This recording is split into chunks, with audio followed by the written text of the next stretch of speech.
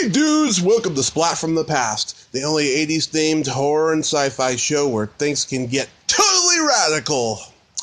Now today, I will be welcoming a former child actor from the 70s. He endorsed everything from Dunkin Donuts to Kung Fu Toys to post Raisin Bran, and I am talking about Mason Reese. He was the lovable, chubby little I think he's Irish. He looked Irish.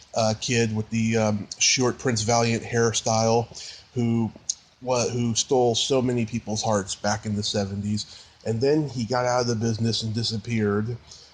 He made a documentary about his life back in the early 90s with a then unknown director by the name of Brett Ratner, the guy who made Rush Hour and Money Talks and so many others. And then I guess they had a falling out or what have you. And I'm going to find out everything about that. He also did a really funny pilot for his own series that never got picked up on ABC. I watched it last night on YouTube. It was pretty hilarious. You should check it out. So, here is my interview with Mason Reese. Hello. Hey, Mason. Welcome to the show. How are you today? How are you? I'm pretty good. How's the weather over there in New York? Well, today is actually not a bad day. It's sunny and not too humid, but the other day we actually had hail. Mm-hmm. At the end of June, we had hail. Wow. And I don't remember in my lifetime seeing that at the end of June, but maybe I'm wrong. But it was crazy. It was craziness. Yeah, I live up here in Redding, California. It's one of the few places in California that has snow in the wintertime sometimes. Unbelievable. And usually lasts about 48 to 72 hours, and then we don't see it again for another year. That must be beautiful, though. It is, you know. It must be really pretty to see that first snowfall.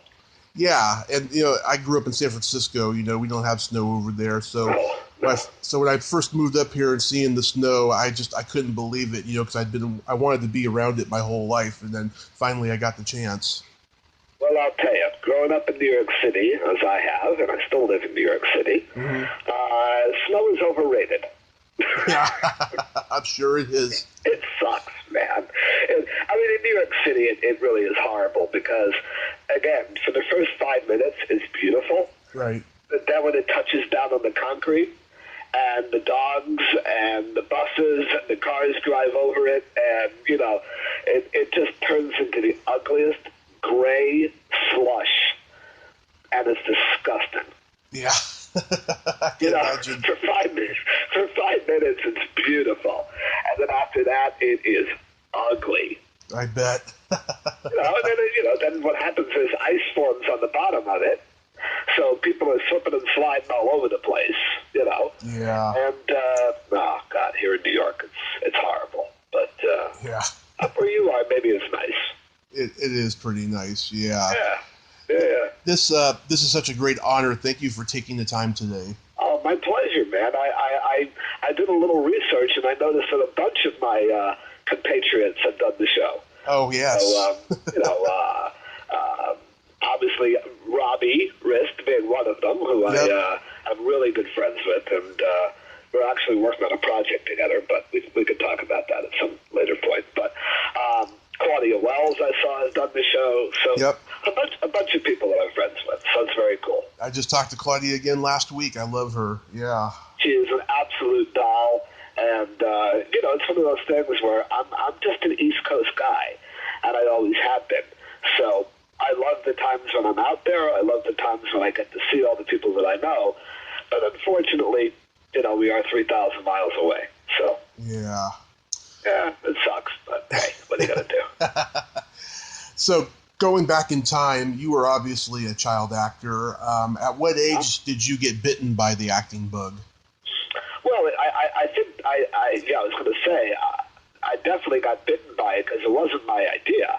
In any way, shape, or form. Basically, it's a long story, but I'll give you the Reader's Digest version of it. Okay. Where I grew up in New York, there was a woman who lived in our building, and she had a son that did a lot of print modeling. Not a lot of acting, but print modeling and a little bit of acting. And she thought that I was just the most adorable little thing she'd ever seen. Yeah. But I was only 2 years old at the time. And my mom, who had been an actress, and we could talk about that also later if you'd like, the last thing she wanted to do was have, diapers in one arm and me in the other at the age of 2. She just didn't want to do that. She didn't want to have to go through the process of it. And the lady kept on persisting and persisting until I was 4 years old. Mm-hmm. Well, at 4, I was incredibly verbal and outgoing, and I loved people, and I worked well with people. I wasn't shy. I didn't back away from them. And it was obvious that I was intelligent, but we soon found out that I kind of had something unique. Mm-hmm. And my mom said, all right, we'll do, a print ad, we'll do something, whatever it is, we'll give it a shot. So I did a couple of print ads, and then I went for an Ivory Snow laundry detergent commercial, and I beat out 800 kids for the part, because at the age of 4, I could memorize a script backwards and forwards. Wow. And that had never been seen before. And not only was I 4, but I was a tiny little kid. Mm-hmm. I'm still a tiny little guy, but I was a very, very small kid with a big mouth who could actually talk, who didn't just stand there and look cute sucking his thumb, Mm-hmm. And I was able to pitch the product, and that was the start of my career. And then everything just kind of, took off from there. Wow. And so I was 4 years old, basically. You were 4 years old. And and then I became famous when I was 7.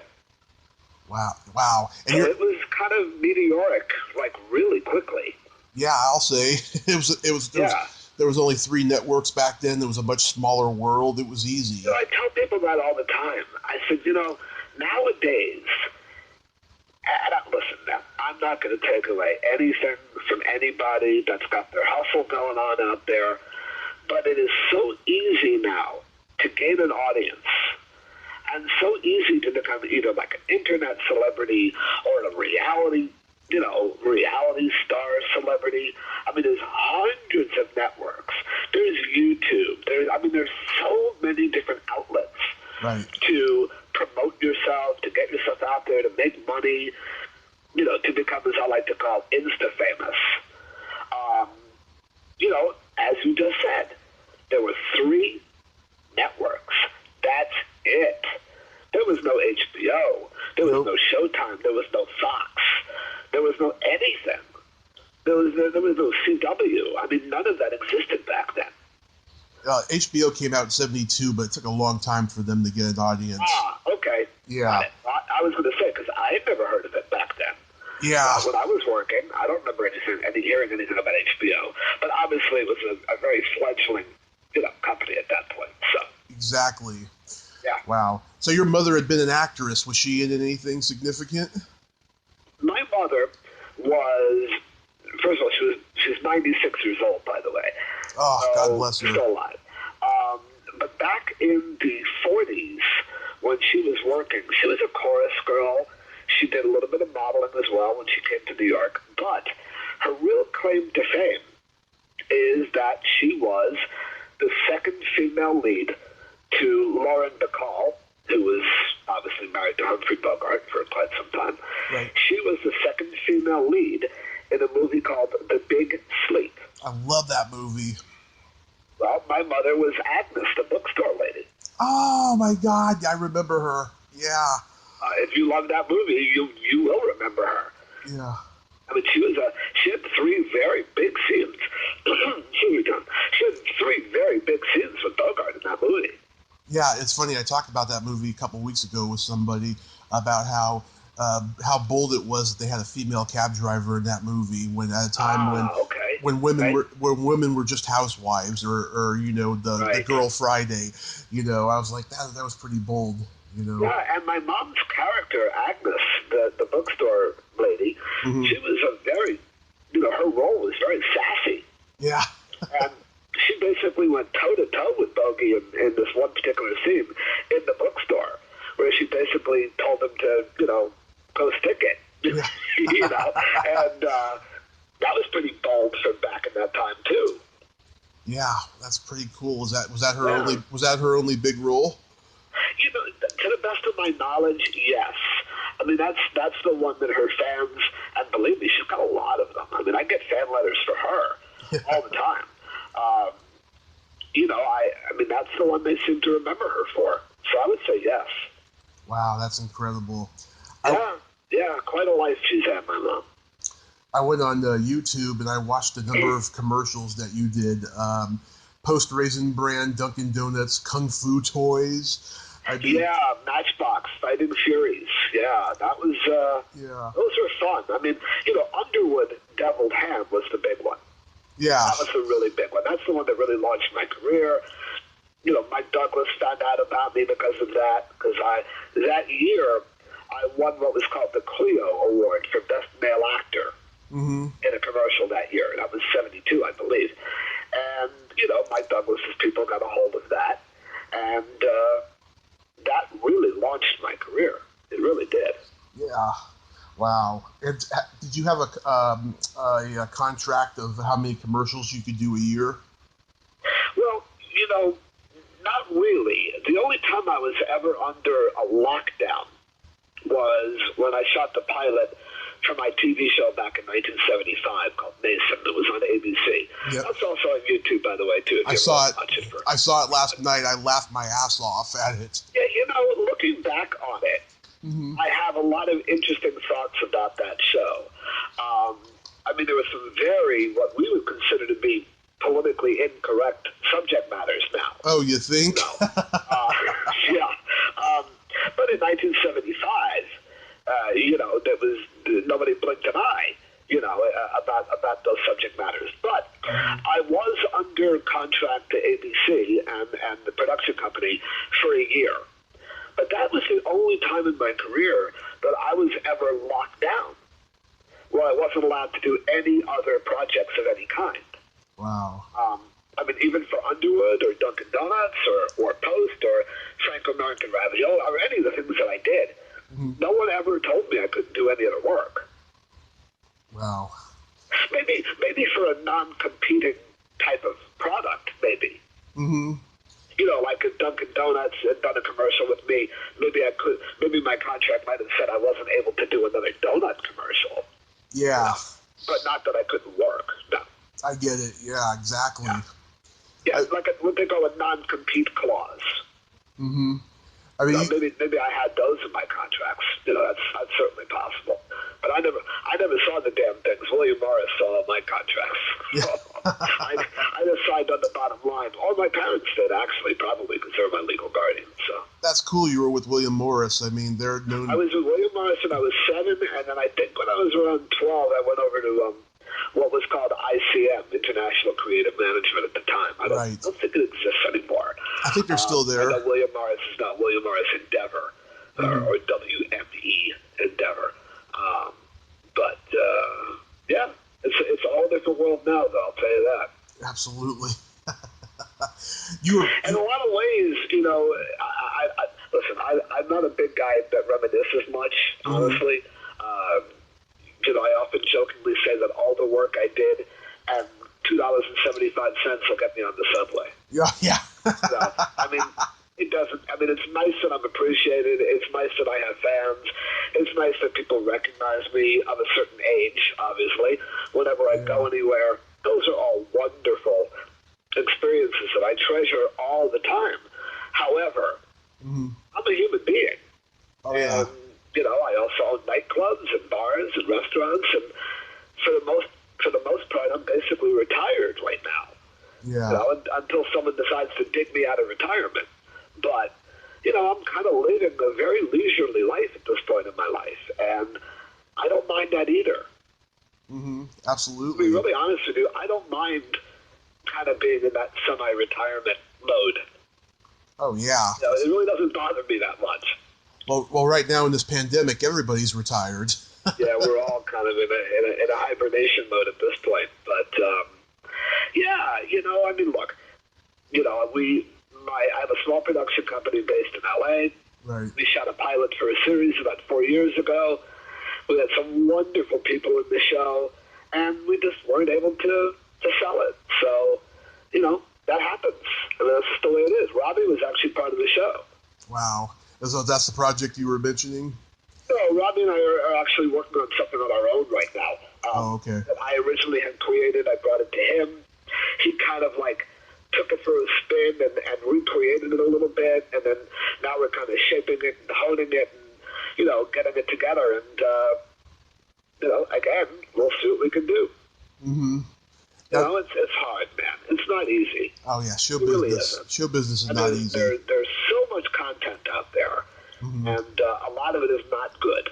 No. Oh, my God. That Entertainment Today sucks. That's why I started this podcast, to keep, the old entertainment alive, Yeah.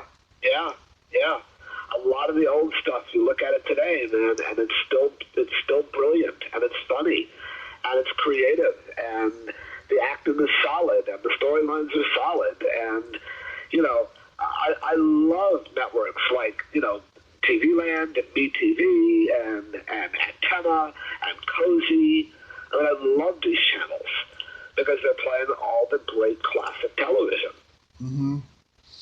So I love it. I mean, that's what I watch during the day. That and the old Game Show Network. I watch that a lot.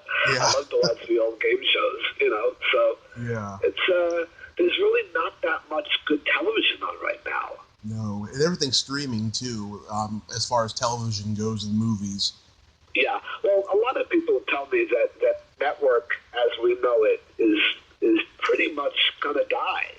Yeah. And it's going to become a streaming world, and I don't know how Apple TV is doing. I have no idea how they're doing, but but I know that a lot of even the networks now are creating their own streaming channels. Mm-hmm. Because people like to binge watch, and they love to, be able to watch it when they want to watch it, the way they want to watch it, whether it's on a television or a tablet or a computer screen, whatever it may be.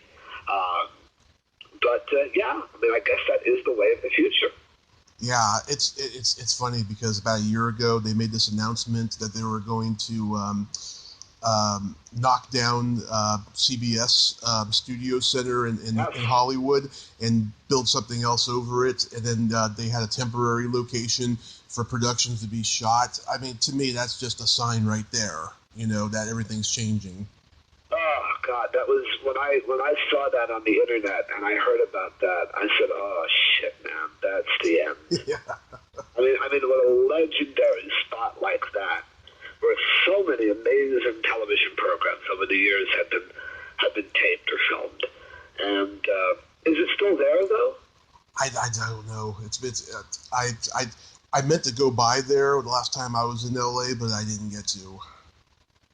Yeah, I'm trying to remember the last time I was in LA. It was absolutely there because I actually went to see Bill Maher.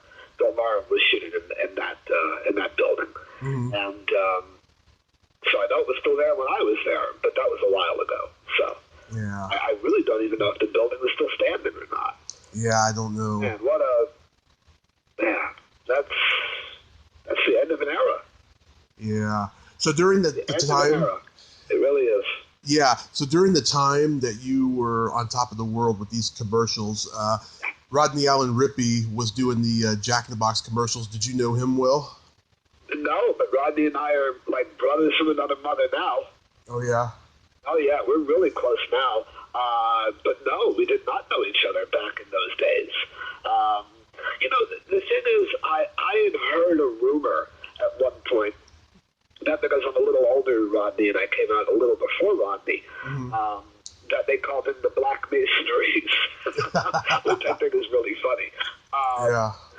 But I don't know if he ever knew that or if I even knew that at the time, But again, I was East Coast, he was West Coast. So, our paths really never crossed until much later on in life. I can't give you great details because it's secret to some extent. But there is a group on Facebook, which if you know about it, you know about it. But you have to be approved to get in.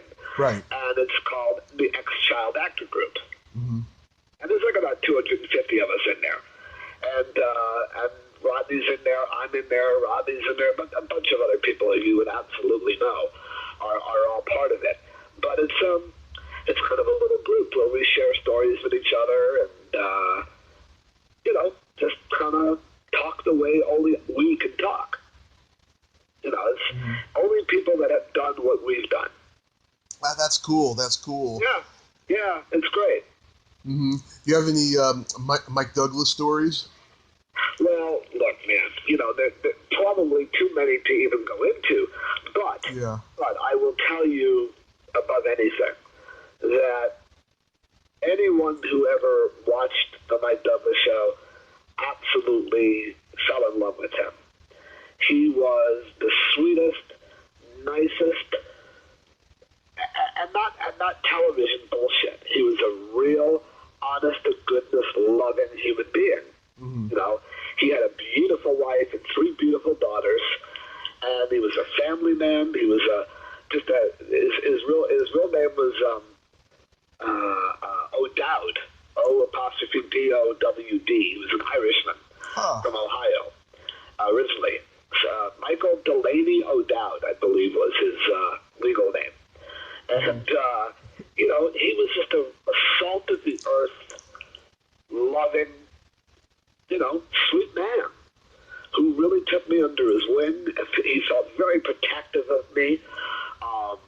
When I did the show at the age of 7, when I first did it, they knew that, a 7-year-old's obviously, even though I was intelligent, sometimes my attention span was like a 7-year-old.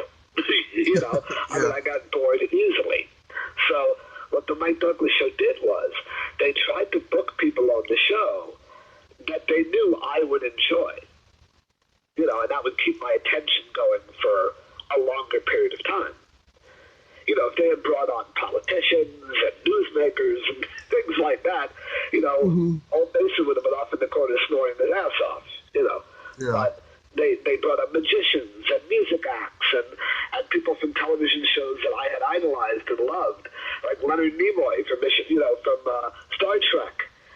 They brought him on because they knew I'd love Star Trek, and just a lot of things like that. And they constantly tried to keep me entertained, and it was, I did the show 32 times. Wow. I co-hosted it for 3 weeks, and I guess, appeared on it a bunch of other times, and he was just an amazingly wonderful man, and everyone that worked on the show was so good to me and my family, and they treated us like gold, and, my mom didn't like to fly back at the time, so they would send a stretch limousine to pick us up in New York City, because at the time the show was done in Philadelphia. Mm-hmm. A lot of people don't know that. They just assumed, it was in California. No, it wasn't. It was actually shot right in Center City, Philadelphia. Right. And later on in his career, Mike ended up in California with the show, but it didn't last long once it got to California. And but a nicer, more loving man, I think he'd be very hard-pressed to ever meet. Mm-hmm. Yeah, I knew that he was in Philadelphia, just like American Bandstand was, too. Originally, sure. Yeah. Dick did it out of Philly. I think there was also another show that might have been out of Philly. Mike originally started the show in Ohio, where he was from. But not long after they started, he moved to Philly. And then I believe it was 1979 or 80 that they moved the show to L.A., and he really did not want to move the show to L.A. He vehemently opposed the idea. Mm-hmm. He thought it would make it too slick and too polished, Yeah. The company that owned the show insisted upon it, and the show just went downhill from there. So I did the show once when it was in L.A., just once. But all the other times were in Philadelphia. Nice. Yeah, like I said, I laughed my ass off at that pilot and stuff. How was working with Barry Nelson and Barbara Stewart? I got to tell you, I didn't know who either one of them were. I was only 10 years old, and the next thing you know, I'm being introduced to my parents. The people are going to play my parents, and I ended up becoming really good friends with Barbara and her husband, Dick Gautier. I don't know if you knew, she was married to Dick Gautier. Mm-hmm. And Dick Gautier was most famously known as being Jaime the Robot on Get Smart. That was like one of his biggest, roles that he ever had. And they were the loveliest couple ever. I mean, I didn't really get to know Barry very well, except for the 2 or 3 weeks that we were together, during our rehearsals and then shooting the actual pilot. But I don't honestly, I don't really have any memories of him. Yeah. So he's just being very polite and very easy to work with. But Barbara was a very generous and very lovely and sweet lady. And like I said, she and Dick invited us out to the house in California where we did go. And we swam in the pool and we hung out with them. And they were really, really lovely people. Nobody realizes that Barry Nelson was the first James Bond. Back in 1958, he did Casino Royale in General Electric Theater or something. And people always say, no, it was Connery, the first Bond. No, it was Barry Nelson. Well, that's very interesting. You're now teaching me something. Now, was this in a movie? No, General Electric Theater. Okay, in the 50s, they had all these live theater. You'd watching a play from home, on TV. They had General Electric Theater. They had Star Time. All these different ones. Playhouse 90. Jerry Lewis did the Jazz Singer in one. Right. And, Barry Nelson did Casino Royale for... I know that George Lazenby played the role in the movie, right? That was in 69. Right. With Peter Sellers, right? No. That was Casino Royale in 67. George Lazenby did it in 69 for Her Majesty's Secret Service, I think it was called. Okay. I always get those two confused. No, it's 67. So it was Barry Nelson was the first James Bond. Yes. That's very interesting. Wow, I never knew that. Yes. In 67 in Casino Royale, there was Peter Sellers, William Holden, David Niven, Woody Allen, a bunch of other people, and they had like 10 directors because everyone quit that movie. Yeah. Yeah, you're like an encyclopedia. I'm a walking encyclopedia, that's why you people... are. Wow, I am truly impressed with that little piece of tidbit there. I mean, I told you I do my research. Yeah, but I've never heard of that. I mean, I just remember it, like I said, to me, it's all about knowing your lines and not screwing up and showing up on time, And if you are all of those things, then I love you. You're great. And Barry was one of those guys. I mean, never flubbed a line, never messed up, never had to do a retake. He came prepared. Mm-hmm. I do my best. Thank you so much. I like that compliment. Yeah. So once the commercials... I just remember, I actually had my birthday during the shooting of that show. Mm-hmm. It was one of the weeks that we were rehearsing was actually my 10th birthday. So that was kind of fun. And the whole crew threw me a little birthday party, and people gave me some gifts and things like that, which, by the way, I do not have anymore. I don't know where they went. I wish I did. Oh, God, I would love to have had those little mementos, but unfortunately I don't. Oh. Yeah, I know. It sucks. Believe me. I mean, I think one of them gave me a beautiful pen knife, I think, and a couple of them gave me little magic tricks because I loved magic at the time, and look, man, I also had comic books back in the day, and I'm sure it would be worth a lot of money today if I had kept them. Oh, yeah, me too. And I never did. Oh, yeah, I had them too. I wish I still had them. Yeah. Oh, yeah. I mean, I'm sure I might have had one or two that were worth money. Mm-hmm. But hey, what are you going to do?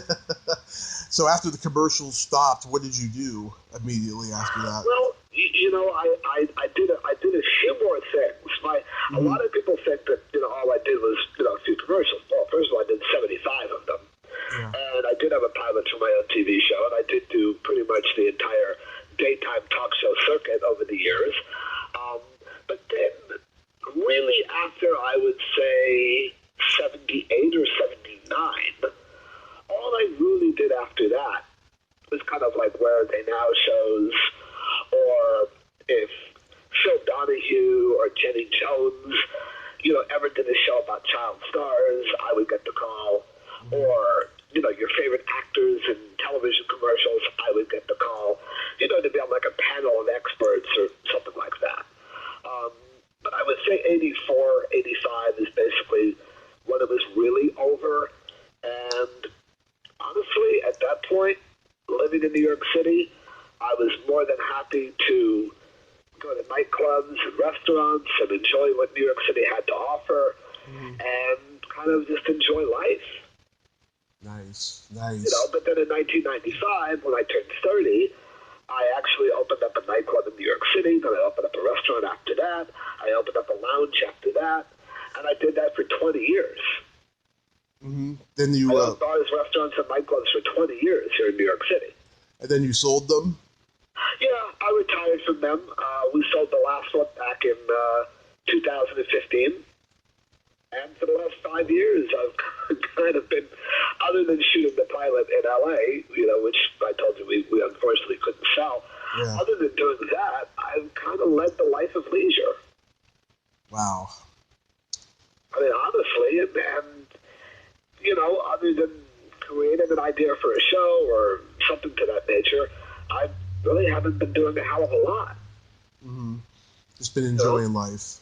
Yeah. Yeah. I mean, I worked hard. I put a lot of years in. I was smart with my money. I invested. I opened up, like I said, I opened up bars and restaurants. I did well with them.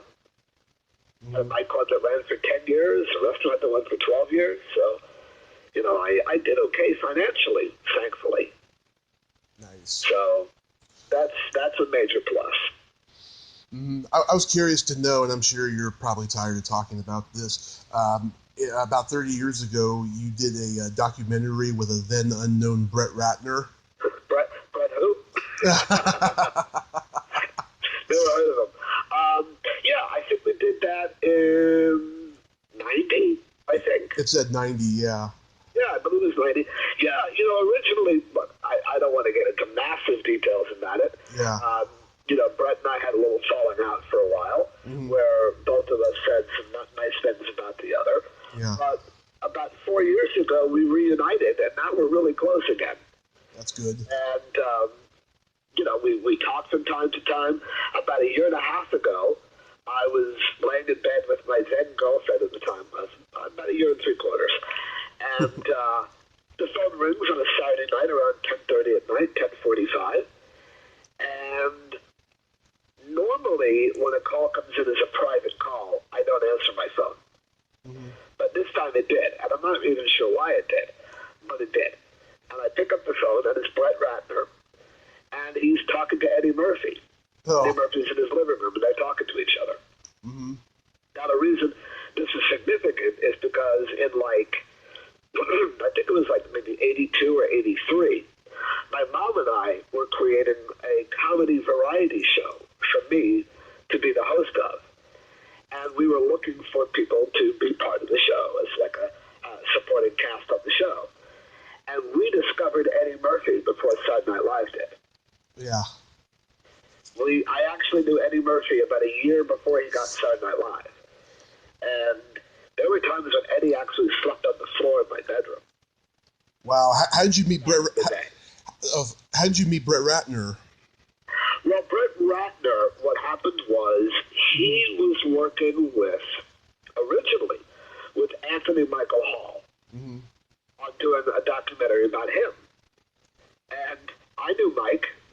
People that know him call him Mike. And I knew him not only from the business, but also living on the Upper West Side as well, where I live. And Mike was doing something. He was working on a project. And he jokingly said, "Why don't you call Mason Reese and talk to him?" And I don't even think Brett knew who I was at all. I mean, he was a young kid at the time. And he called me, and we did the project. Wow. And that's how it all came to be. But Brett, if you ever interview him ever in this lifetime, and you ask him about me, he will probably tell you that I am responsible for his career. Because that movie got him a grant from Steven Spielberg. Oh, yeah, I was going to ask about that. I was like, how do you get in touch with Spielberg then? Well, I'll tell you something about Brett. Brett young age. He was very smart. Mm-hmm. He knew what he wanted to do. He knew how he was going to get there. He was very driven. He had laser focus on what he wanted to accomplish in life. And, I mean, I think he'll be the first one to admit it, so I'm not telling tales out of school. Mm-hmm. He was a great bullshitter. Yeah. He was a phenomenal bullshitter. And quite honestly, to make it in Hollywood, you have to be a great bullshitter. Mm-hmm. You just do. You have to have the gift of gab and be able to convince people that you are able to do anything. Mm-hmm. That's one of the keys in Hollywood to being successful. And he was really good at it. I'm not sure exactly how he got to Spielberg, but I do know that little 9-minute video, or whatever the hell it is, got to Spielberg, and he loved it. And he ended up giving, Brett a grant to do more work. Then Brett became connected with, oh, wow, I am losing my focus. He's a very famous hip-hop guy. He ended up doing videos for the guy, like directing hip-hop videos. Snoop Dogg? And who? Snoop Dogg, Coolio. No, older, much older. Russell Simmons. That's it, thank you. Yeah. That's it, thank you very much. Yep. He ended up, hooking up with Russell Simmons and doing a lot of, directing the videos for him. And that ultimately got him into Hollywood and got him noticed by people. Wow. I mean, I have a copy of a book that Brett published where he inscribed in the beginning, Mason, you're my hero. I owe my career to you. So, I mean, I'm not sure exactly how to feel about that, but, Brett and I have now reconciled, and we're back on good terms again, so it's good. That's good. Yeah, that's really good. I've been to his house in Beverly Hills. I've had lunch with him out there, and, he showed me around the property, and we had a wonderful time hanging out, so, yeah. Have you done a lot of autograph signing shows before the pandemic? You know what, man? I did, in my entire lifetime, I think I've done 4 of them. Hollywood show? I never did the Hollywood show because they don't fly you out. Oh, yeah. They're not going to pay your way out there because the way they look at it, 99% of all the people that are going to do the Hollywood show already live in Hollywood. Right. So why should they pay airfare and put you up in a hotel, have you come out there to them? But I will say, I met the guy who owns the Hollywood show, and he's always said to me, look, dude, if you're ever in L.A. and you're going to be here, let us know. We'll get you a table. Mm-hmm. No, we'll give you a table, no problem. But, obviously we're not going to come out of pocket for flying you out here and all that stuff. So, so I did a show called Chiller Theater. Oh, yeah. Which is in New Jersey, and I did that show, I think, twice. And I did a show once, a very small show here in Manhattan. And the truth of the matter is, I hate doing them. Mm-hmm. I really don't enjoy doing them. They're not for everyone, I know that. I'm not patience was not something I was blessed with. I'm not the most patient man. Mm-hmm. I get very bored and very distracted very easily. Mm-hmm. And, I'll spend an hour behind the table, and then I'll have to go for a walk. Yeah. To clear my head. And I'll leave for an hour. Mm-hmm. And I'll come back like an hour later, I'll stay for 30 minutes, and I'll have to get up and go again. I just get too frustrated too quickly, and I'm not designed for those shows. Yeah. Mentally, I'm not designed for them. A lot of people aren't. I understand that. Now, what I will do is if I look on the roster and there are people there that I haven't seen in years, I will go there for the day to hang out with them. Yeah. And I'll walk around and I'll walk down the aisles, I'll take pictures with people, I'll even sign something if they have it, and I don't charge them for it. I really would rather just go and hang out with my friends and people I haven't seen in years, Mm-hmm. That to me is more fun than actually going there and signing. Well, if this pandemic ends and you get booked for one in California, I'll be there to meet you. Well, thank you very much. I actually did do one in California. The people who originally owned the Hollywood show were a husband and wife named Ray and Sharon Court. And I don't know if it was called the Hollywood show. It might have had a different name to it. But they were the nicest people on the planet. And they always said to me, if you're ever in L.A., please let us know. We'd love to have you. And eventually they kind of got a little old and a little long in the tooth, and they sold the show. Well, about 3 years after they sold the show, they tried to do like a comeback show on their own, and it was not successful. It was a flop. And I actually did do that show because I was in LA at the time. And it was just, there were more celebrities in the room than there were, patrons. So it turned out to be a really bad show for them. Oh, that's unfortunate. Yeah, and I liked them. They were great people. But, when it's time to quit the business, it's time to quit, and move on and do something else. And, again, if I ever want to do one in LA, I'll reach out. But honestly, I don't see it happening. I really don't. I just don't enjoy it. Yeah. It's more aggravation to me than it's worth. Yeah. Well, Mason, I thank you so much for coming on today. Oh, you're very welcome, man. I really appreciate it. Thank you. My pleasure. And stay safe and have a happy 4th of July. Thank you very much. I appreciate it. And thanks for the education today. Oh, yeah. you use that with anyone, okay? No, I love it. It's so much fun when I get to hear shit that I've never heard before, And that doesn't happen very often, by the way. So the fact that it happened today is really cool. My pleasure. You have a great day. Thanks. Stay safe and be well. Okay. Bye-bye. All right, bye-bye. Well, there you have it. Mason Reese. Ain't he a cool dude?